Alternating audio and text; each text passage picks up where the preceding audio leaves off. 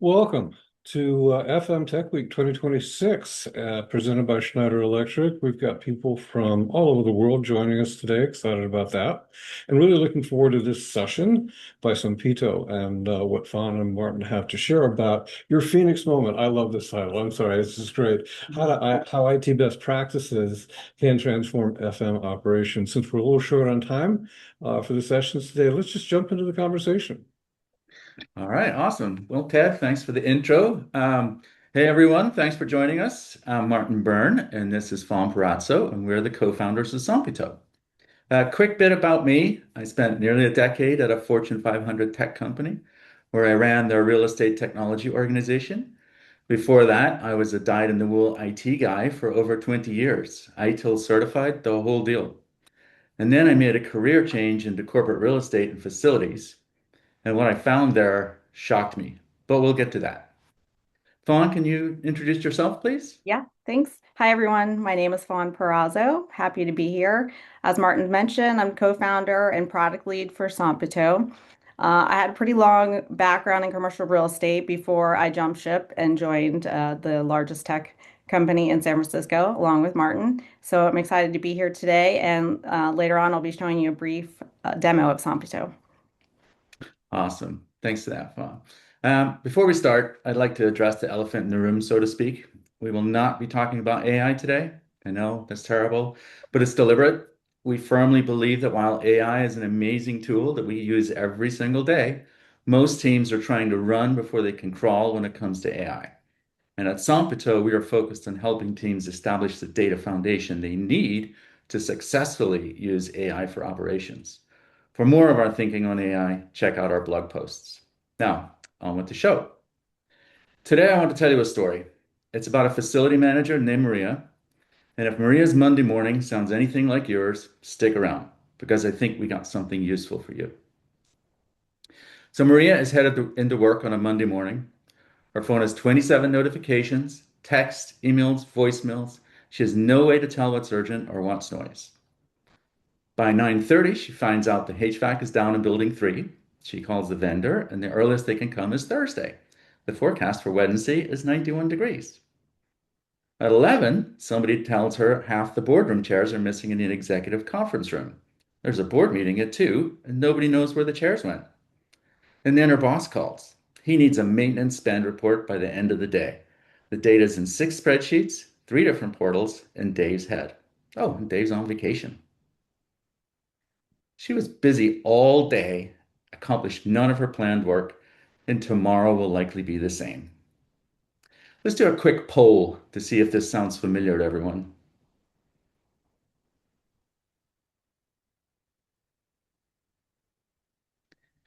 All right, so here are your options. Does Maria's Monday sound familiar to you? Does this sound like it happens to you every single week?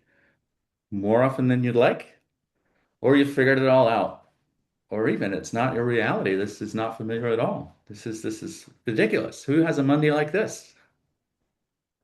Fawn, what's I your think guesses? What do you think? I think that people are pretty busy. Martin, I'm not able to see your screen. Sorry, just for a little tech check-in. Oh, of course not. There we go. Okay, sorry. Thanks, Fawn. All right, poll over. And it's the results are in, and it looks like it's more often than you like. That Monday resonates with you guys.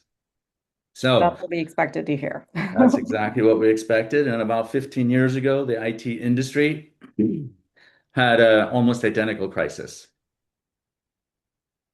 So in 2013, Gene Kim and a couple of co-authors wrote a book called The Phoenix Project. It's a novel about an IT manager named Bill Palmer who gets promoted into an organization that is completely drowning. Unplanned work everywhere, no visibility, everything is on fire. Does that sound familiar?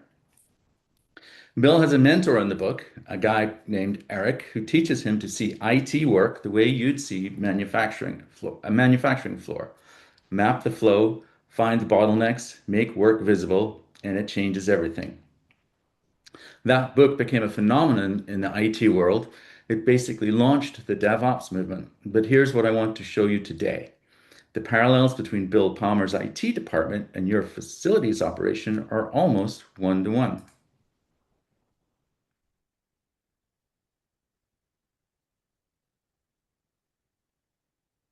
Look at this. In IT, unplanned work dominates everything. In FM, reactive maintenance and firefighting consume the day. Same problem. In the Phoenix project, there's a character called Brent. He's the one person who knows how everything works. Every request goes through Brent. He's the bottleneck, and if he gets hit by a bus or wins the lottery, the whole company is in trouble. In FM, that's your senior facilities manager who's been there for 20 years and keeps everything in their head. When that person retires, that knowledge walks out the door. IT was seen as a cost center, not strategic. FM is seen as just keeping the lights on. No way to prioritize because everything is urgent, and every tenant request is treated as equally critical. Bill Palmer didn't fix Parts Unlimited by working harder. He fixed it by working differently.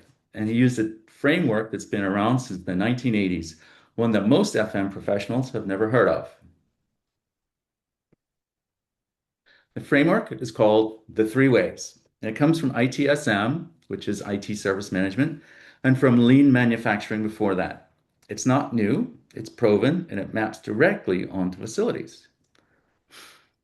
The first way is flow. Make work visible. Get it all in one place so you can see it. The second way is feedback. Close the loop. Measure what matters. No, don't guess. And the third way is continuous learning. Experiment, improve, repeat, replace blame with data. Now, I'll be honest, when I first explained this framework to Fawn, she listened politely and then said, well, go ahead, Fawn, what did you say? It's a lot of flowery IT jargon. Don't you just mean capture the data, use the data, learn from the data, simply put? That's right. So let me walk through each of those for the group. Flow, the first way, capture the data. In IT, this is where Bill Palmer starts. He literally puts every piece of work on a physical Kanban board, every request, every project, every change. And for the first time, the team can actually see how much work is in flight. It's staggering.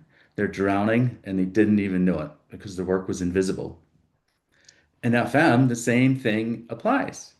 You need every work order, every inspection, every maintenance task, every vendor request in a single system where you can see it, prioritize it, and track it. No more, I texted the vendor. No more, I think Sarah's handling that.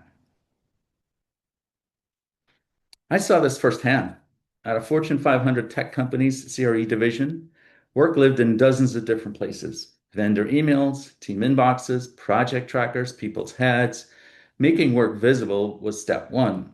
And honestly, it was harder than anyone expected because the culture rewarded being busy, not being efficient. People wore busyness as a badge of honor. That's exactly why we built sonpito the way we did. Mobile first, unified task views. Every work order captured, assigned, and visible in one place from any device. That's flow. That's capturing the data.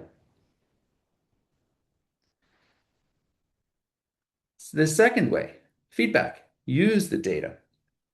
In IT, this meant building telemetry and monitoring so that when a developer deployed code that broke something in production, they knew about it in minutes, not months. The feedback got tight. In FM, feedback means closing the loop on work orders. It means tracking asset performance over time so your HVAC system tells you it's degrading before it fails on the hottest day of the year. It means knowing which vendors are actually delivering on their SLAs, backed by data, not gut feel. Here's a real example.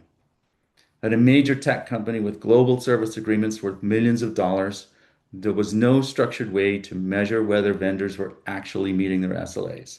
The contracts were beautifully written for procurement. They were useless for operations. Feedback loops simply didn't exist. In sonpito, we capture inspection data, track asset history, and build vendor performance dashboards.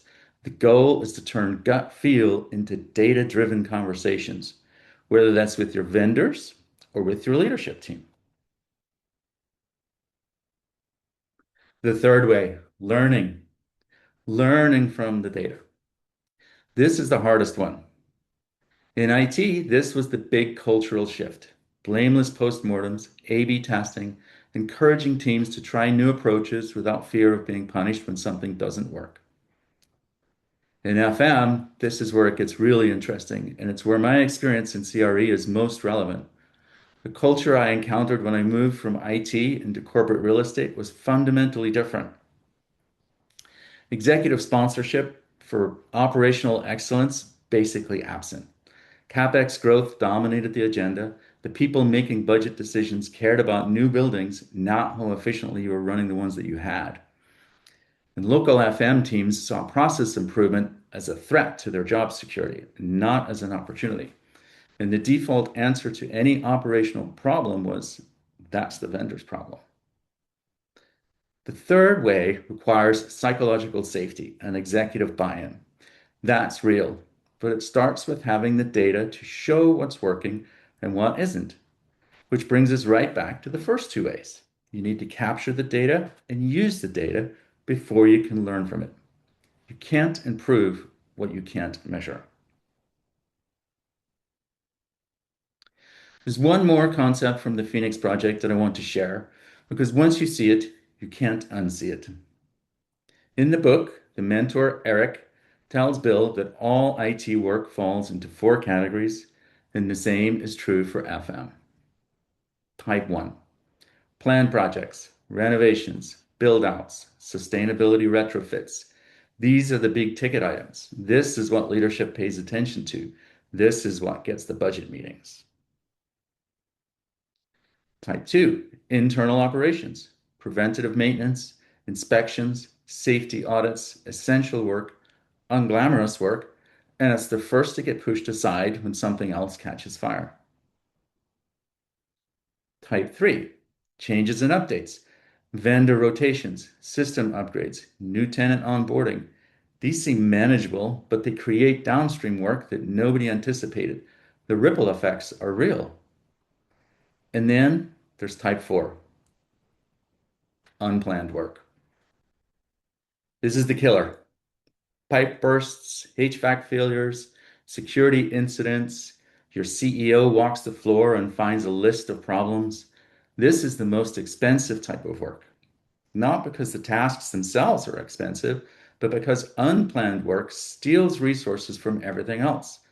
Every hour you spend on an emergency is an hour you don't spend on preventative maintenance, which creates more emergencies down the road.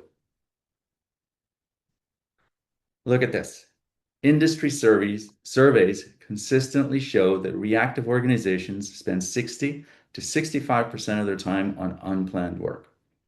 The best practice target is 20%.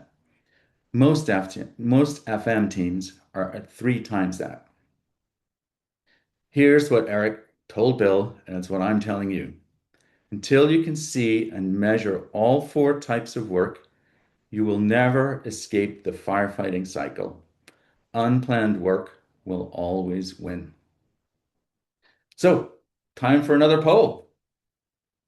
Let's ask the audience which type of work consumes the most time at your organization. Planned projects, internal operations, changes and updates, or unplanned work? Fawn, where's your money? What are you thinking? I think Maria is still working on unplanned work all day and as you talk. I think you might be right. I don't know. We'll see. We'll see. We could be completely wrong. We might be way off base here. I Let's find know. out.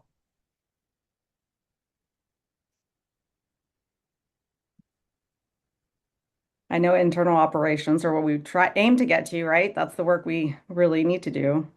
Yeah, yeah. That's the proactive and preventative maintenance stuff. That's the stuff that really adds up and adds value over time. As I said, the unplanned work is the killer, and I'm expecting the unplanned work is going to come out on the top of this poll, but we'll find out any second now. Whoa, look at that. 86% say unplanned work is the bulk of their work. Wow. That's insane. Yeah, way more than I expected, Yeah. actually. All right. Well, okay. So let's go back to Maria. The same building, same team, same budget, 6 months later. This is before Maria adopted the learnings from the Phoenix project and sonpito. So before, she had 27 notifications and zero clarity to what was happening. After, she starts her Monday with a dashboard, not a crisis. Before, she has no asset data, no way to push back on underperforming vendors. After, her HVAC system flagged a problem 8 days ago and maintenance was already scheduled. Before, 3+ hours to build one manual report. After, her boss pulls his own data from live dashboards. He stopped asking her for reports. Before, she's 100% reactive, or 86% reactive, as we just learned. Nothing planned ever got done. And after, unplanned work is down 30%. And finally, before, she's still at her desk at 6:47 p.m. And after, she was able to leave at 5:30 on Friday with everyone else. Probably earlier than that these days, but you get the picture. She didn't get a bigger budget. She didn't hire more people. She changed how work works. Now, rather than just telling you about it, let us show you. I'm going to hand it over to Fawn, who's going to walk you through what this actually looks like in practice. Fawn is going to show you Maria's world from the Monday morning crisis all the way through to the data that makes a difference. Awesome, thanks. Okay, everyone. Yeah, I'm going to walk you through how our workplace facility manager, Maria, would be able to leverage sonpito to work more effectively. Give me 1 second. For those of you who aren't familiar with sonpito, sonpito is a lightweight, scalable CMMS solution built on Salesforce's enterprise platform.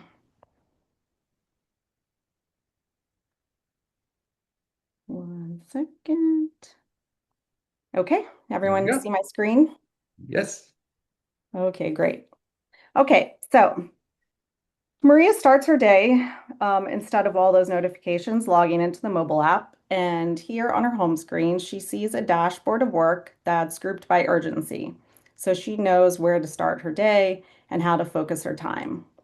She scrolls through and she does see some overdue work that she wants to get to. But first, here she sees that there's an urgent service ticket about the executive conference room, and she wants to take a look at this. It's marked as an emergency. Everything for the executives are always a priority. So jumping into this service ticket, she can see that Patrice in reception logged an issue because the executive conference room is super hot and they have a board meeting tomorrow. So Maria knows that this is likely an HVAC issue. So she's going to go ahead and tie this case to the air handler unit that services this building. Now, to help stop firefighting, this is where the first way that Martin talks about comes in, which was flow, and that is making work visible, or simply put, capturing the data. So Maria knows that this is important and key to these learnings, so she wants to go ahead and log her own work. So she can quickly create a work order, so she knows she has a record of this in the system that she can come back and work and schedule at a later time. So with just a couple of clicks, there's now a follow-up work order created to track the break fix issue. But here's what really matters. That work order and this service case are both now visible in the system and on the asset record. It doesn't matter if Maria created it, the receptionist reported it, or even if a sensor triggered it. Everyone now has the same picture and is working from the same information. No more asking, hey, is anybody on top of that conference room issue? So that's the first way, which is flow, capturing the data. Now back to Maria. In the past, when Maria got a complaint like this, she would automatically call the HVAC vendor. That's because without any historical data, every failure was a brand new mystery. What was the cause? Was it a clogged filter, a broken belt? Who knows? But with sonpito and lessons from the Phoenix project, when Maria pulls up this record, this is the air handler unit's asset record, and she's heading to the mechanical room to try to troubleshoot this. So right here on this record, she has a full history of all the previous work that's happened here. She sees cases and prior work orders. And this is where the second way feedback will come in. So Maria does some troubleshooting. She even has the operations manual here. She goes through some maintenance steps and she can't find anything wrong. So back here on the asset record, those related work orders, that past history is right here. And she can see that there is a flag, there's an overdue PM work. It looks like this work was to get ready for the summer season, get the cooling season ready, and this was never done. It was due back in April. So since Maria couldn't find anything wrong herself, she has a feeling that something on this PM schedule is probably causing the failure now, since the work wasn't completed. So back on the asset record, she can see the asset isn't under warranty with this flag here. And she can scroll down and quickly find the service vendor, Cyclone Air Systems. And right here, she calls the service hotline to schedule an emergency work order and try to get this repaired. So that we just had two examples of what Martin talked about. The first way was flow, which was capturing the data, the service ticket that came in Maria's follow-up work order. The second way was feedback. So Maria learned using the past work order data, some insights into the issue. In this case, not preventing the preventative maintenance work caused a failure. So now what about the third way? So in the third way, we handled today's fire, but tomorrow, what about tomorrow? That's where the third way comes in, which is, sorry, learning from the data. So I'm going to jump over to the desktop now. Can everyone see? Oh, there it goes. Can everyone see my Loading. desktop Yep. screen? Perfect. Okay. Yep. So the third way, so we handled the fire, but what about tomorrow? In Sonpito, this means learning from the data. We have holistic dashboards so you get a view of what's going on across your portfolio. So right here, you can see the air handler unit was probably not the only one that may fail. We have 36 PM overdue PM work orders across the portfolio. And I can drill in by technician or by site to really see where the potential bottlenecks or issues could be, who may be overloaded, and what work is falling behind. So this is the third way, learning, not just fixing the boardroom issue today, but building the system that prevents the next one. So every overdue PM that you see is a future emergency you can cancel if you actually get the work done on schedule. So now we're moving from reactive to proactive. Again, this was a very brief demo. We're happy to schedule more time with you guys to dig further into Sonpito, but that was a quick overview of how Maria's transformation is using the Phoenix project and lessons learned there. And sorry, in Sonpito. Thank you. Wonderful. Thanks, Fawn. That was really great. Really appreciate that. Nice job. So, you just saw what it looks like when you capture the data, use the data, learn from the data. That's the 3 ways in practice. No jargon required. You don't need to be ITIL certified to benefit from these principles. You don't need executive sponsorship to start, though it helps. You need 3 things. 1, visibility into your work.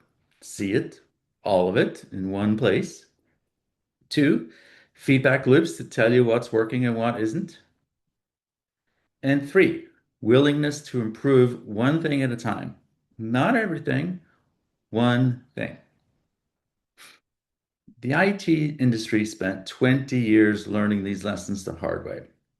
You don't have to.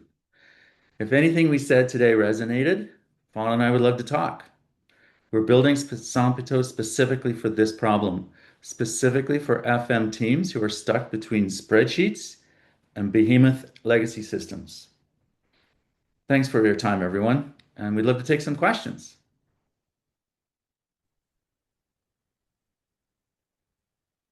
Yeah, just real quick, if there's any questions, that QR code will take us to our website and there's some documents shared. I know someone asked about the Phoenix project. So there's a resource tab where you guys can find links to that. I also shared it in the chat where you can find the book and excerpts from the book.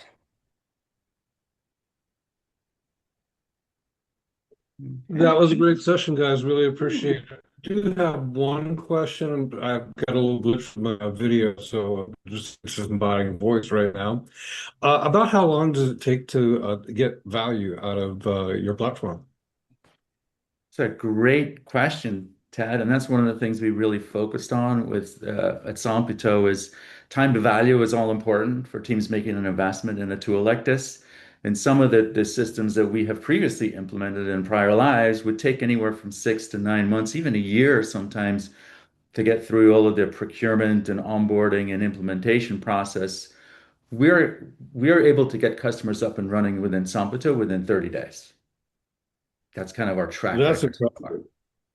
That's really impressive. Yeah, Yeah. the value of being able to get things organized quickly can make a huge difference for sure. Yeah, and one of the things that enables us to be able to do that so quickly is because we're built on Salesforce, and a lot of organizations are already using Salesforce in other functions within the business, Mhm. and it kind of really accelerates that security review, that onboarding process, that entire procurement process collapses dramatically because we're built on Salesforce. Got it. So you don't have to go through all the approvals, and many times you don't have to go through security checks because that's already all been done, right? Yeah, we've already passed the most stringent Exactly. security tests in the industry, having gone through the Salesforce App Exchange security review program. We're backed by Salesforce. So if your firm is using Salesforce, you've already gone through all of that to bring Salesforce into the environment. More than likely, the IT team will want to do some rudimentary, high-level validation of our security, but it's not going to be like bringing in a brand new system, a brand new provider. Got it. Yeah, and I would say for Great. the FMs out there who say, I have no idea that we have Salesforce, you probably do, and we know you're not familiar with it or using it, but again, it's something that we can help stand up pretty quickly. Looks like we've got our final poll for the session.